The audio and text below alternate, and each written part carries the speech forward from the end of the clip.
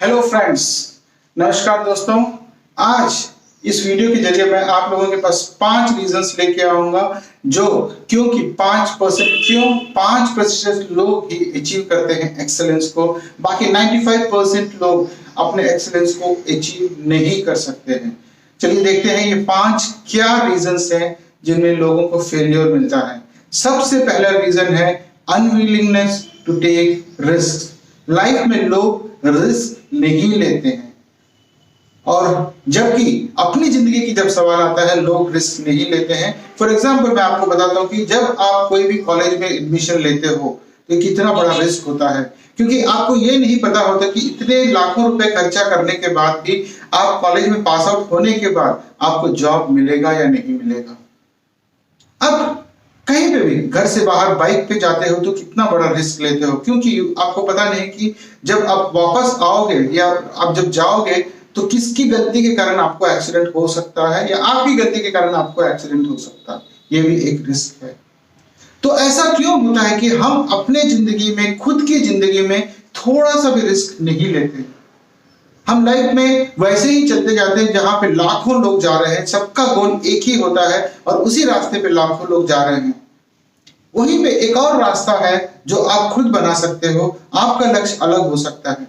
अब just imagine करिए कि यहाँ पे कितना बड़ा कंपटीशन है। दूसरे वाला जो रास्ता है, जो आपका रास्ता है, आपका लक्ष्य है, वहां पे कोई कंपटीशन नहीं। हो सकता है थोड़ा बहुत कंपटीशन हो, लेकिन कंपटीशन नहीं है।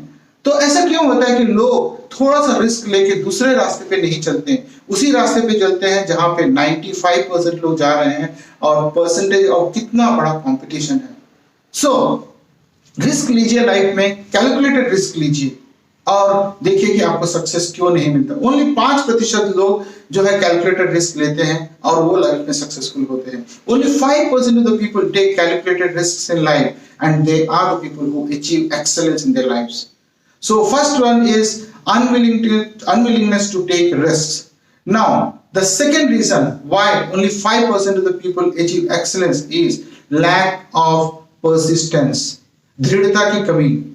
आप कोई भी गोल सेट करते हो और उस गोल की ओर चलते रहते हो, लेकिन कहीं ना कहीं आप अपना जोश को खो बैठते हो, अपनी दृढ़ता को खो बैठते हो जब आपको 1 फेलियर, 2 फेलियर और 3 फेलियर आता है, और उसके बाद आप अपने परसिस्टेंस को खो जाते हो, आप अपने गोल के फोकस को खो जाते हो। ऐसा नहीं।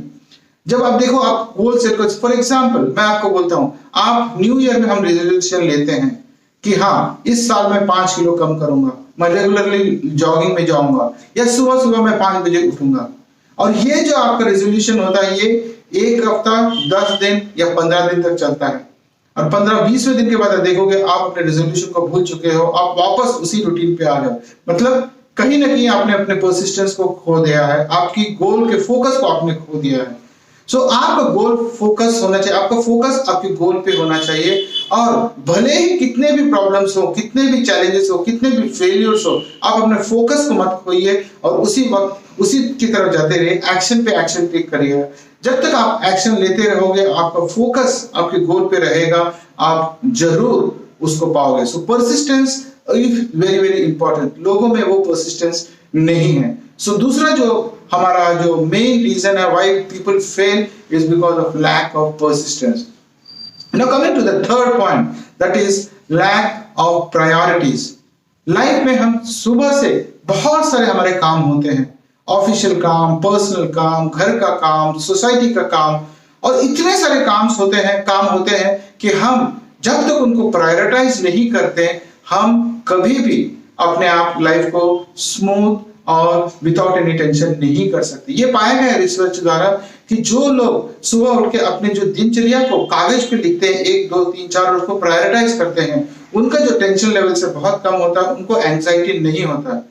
ऑन द अदर हैंड, अगर इंसान कितना भी बड़ा लीडर हो, कितना भी बड़ी कंपनी का मालिक हो, अगर वो अपने प्रायोरिटीज को नहीं लिखता है और उसको लिख के नहीं काम करता है, तो उसकी एंजाइटी और उसके टेंशन लेवल्स बहुत ज्यादा होते हैं। सो प्रायोरिटाइज करना बहुत बहुत जरूरी है, स्पेशली स्टूडेंट्स को।